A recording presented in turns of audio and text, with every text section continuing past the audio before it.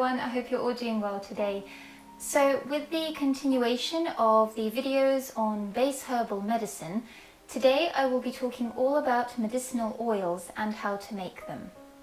Medicinal oils have been used for hundreds of years to help soothe aches and pains in the body, as well as being really wonderful for dry, inflamed or irritated skin.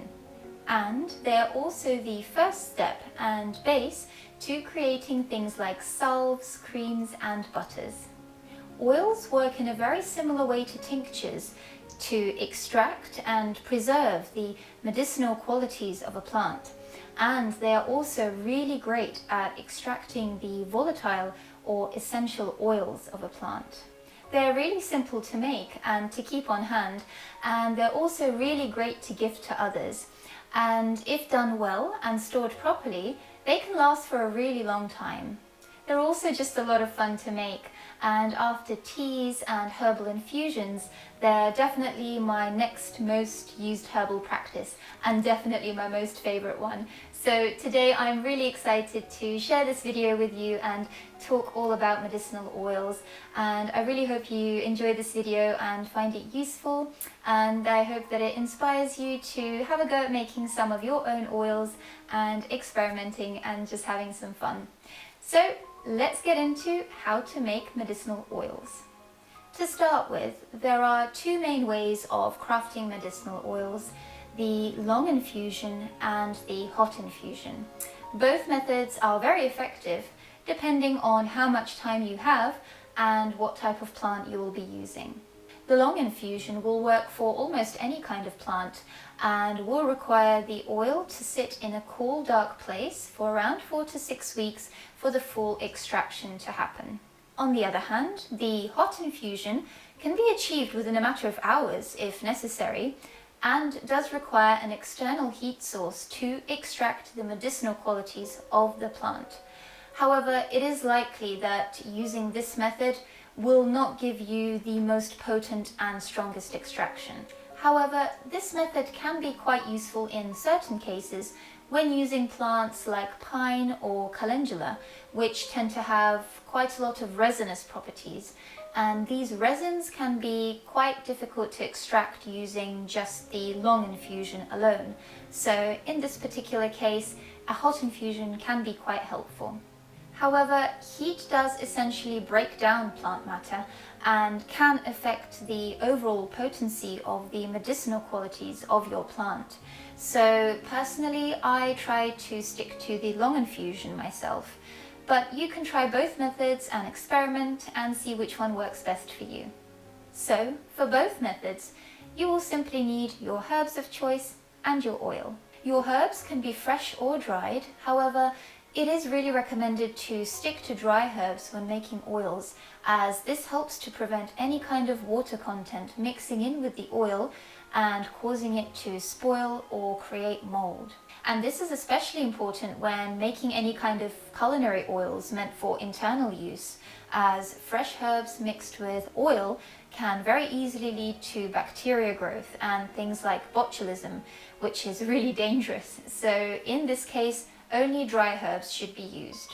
If your oil is meant for external use, you can still use fresh herbs. However, you do run the risk of the oil spoiling due to the water content and also oxidation. So personally, I like to just stick to dry herbs myself because it's just a lot safer and also has a much longer shelf life.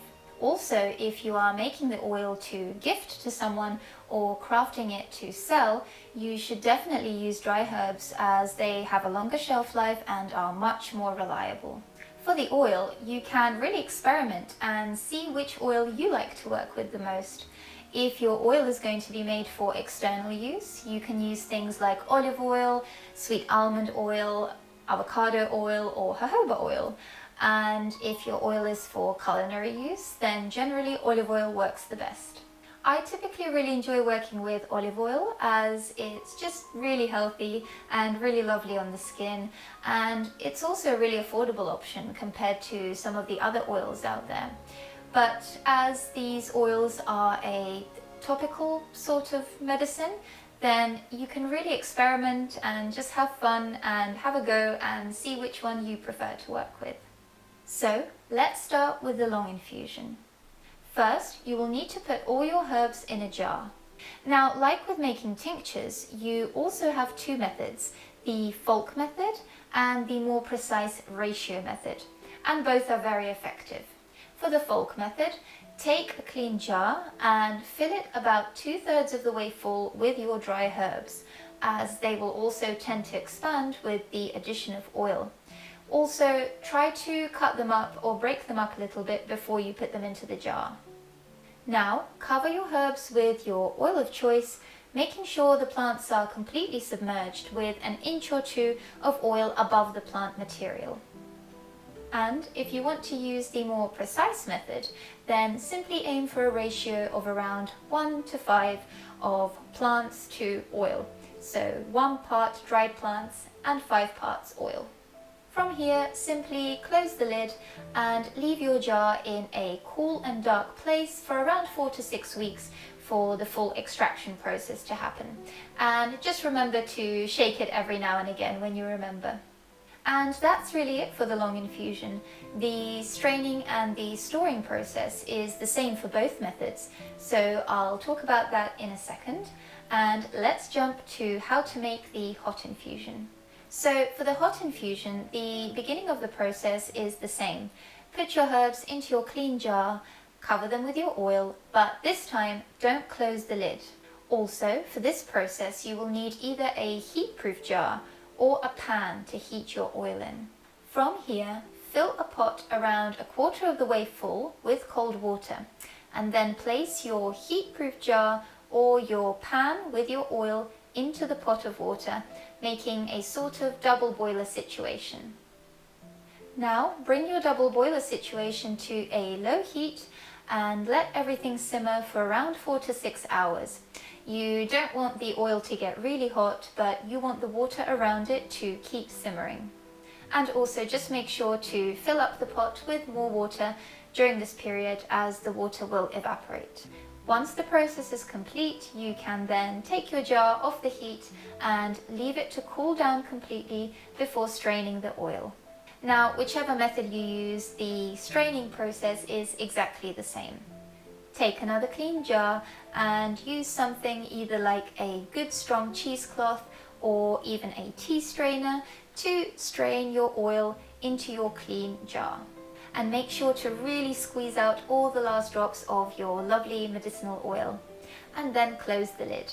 And that's really it. Now just make sure to also label your jar so that you know what's in it and the date you made it.